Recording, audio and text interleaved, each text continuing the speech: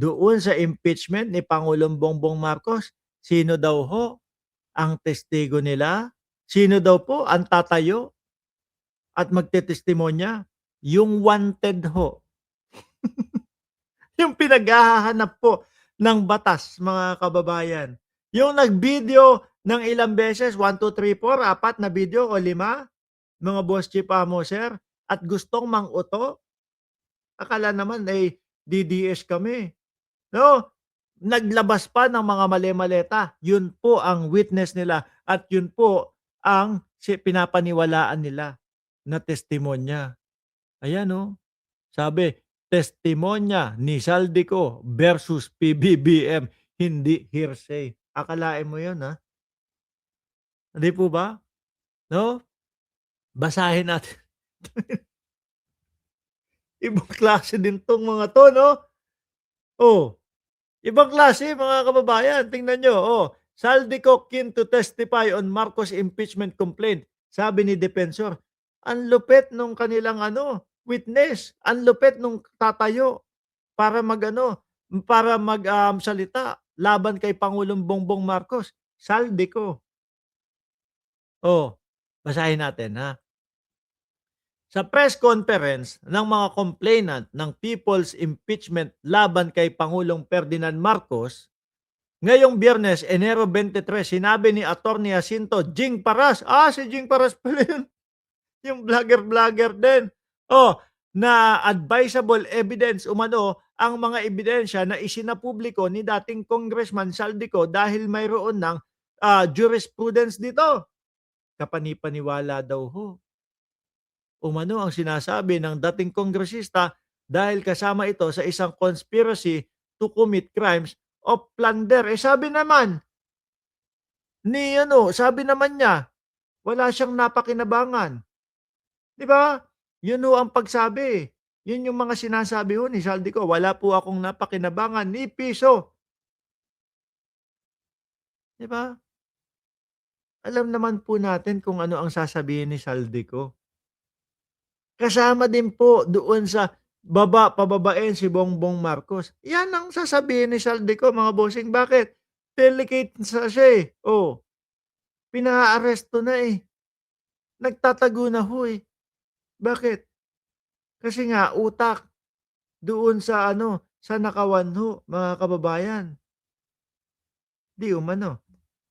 Kailangan natin irespeto yun kasi hindi pa ho tapos yung mga paglilitis dito kay Saldico. Pero ano sasabihin niyan? Natural ililigtas niyan. Dati nga 'di ba nung panahon ho nung INC na pagtitipon nila, na rally nila, oh, ang sabi-sabi si Saldico daw ho nasa Japan na, malapit na sa Pilipinas. Akala ho kasi nila 'pag nagsalita si Amy Marcos, biglang magsasalita o biglang sisigaw ang taong bayan na tanggalin na si Bongbong Marcos. Kasi nga sinabi nung ate daw na meron daw tayong bangag na pangulo. Kaso walang naniwala. Kaya po yung pinagbarong nila na vice presidente hindi natuloy. Nakabarong na daw ho, mga bossing, nung panahon ng merong rally ang INC. Nakabarong na tapos sasampa na lang daw ng entablado at manunumpa na para maging presidente. Kaso naudlot. No? Hindi natuloy. Pati yung malapit na si Saldico nasa Japan na, siguro kaya pabalik doon sa sa side ng Portugal. Di ho ba? Sayang kapagka nagtagumpay yung sinasabi ni Amy Marcos na may bangag siyang kapatid. Okay na sana ako. Laya na sana ako. Wala na sana akong problema. Yung isa naman nakabarong na, okay na, magiging presidente na ako. Lahat ng issue sa'kin mawawala na yang issue na yan. Sabi ni Ma'am Aba, nakabarong na tapos sasampalin ng katotohanan. Kaso hindi daw ho natuloy. Atong ang lang ang sakal. Uy, si kapatid na Chris Ulo Si Boss Chris Ulo nga ba 'to? Nabisita tayo, totoo ba?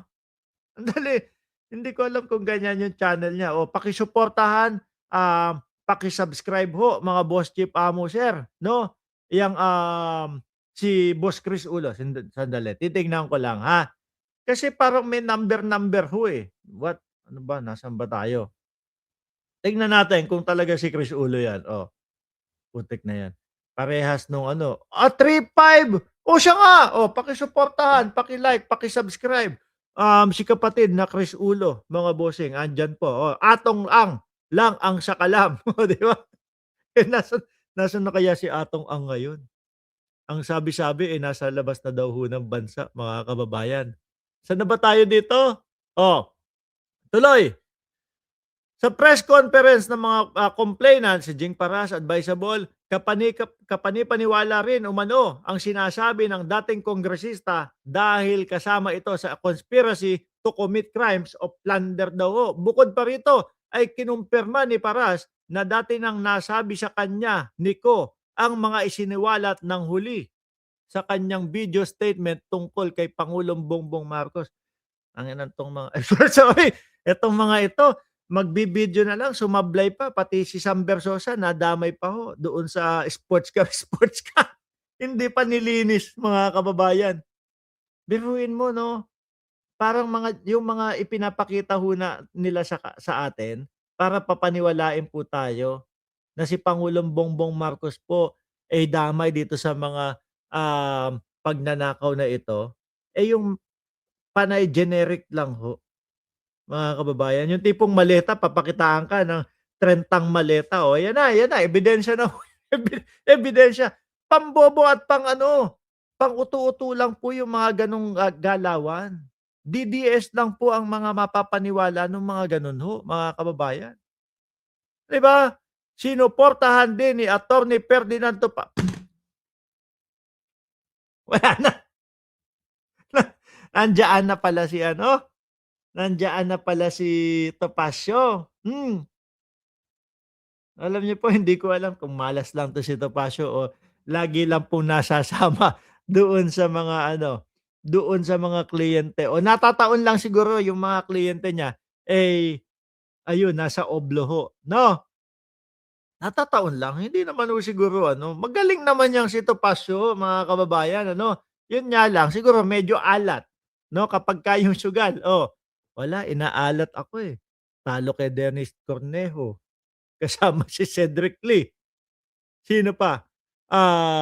Dennis Cornejo, Cedric Lee, tapos yung si ano, yung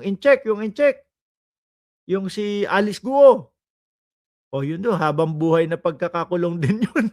Oh, tapos ngayon ang pinaghahanap naman, eh, yung si ano naman, yung si Cassandra Leong, anak ng tutya naman. Tapos si Tevez nasa kulungan.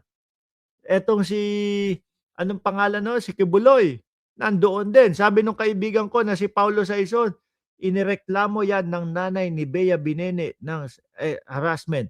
Sito pa ay totoo? Sino hinaras? Totoo ba yan? Si Bea Binene, oh, grabe ha. Iba yang chika minute mo, Paulo Saison ha. Anyway, tungkol po sa chika minute mga kababa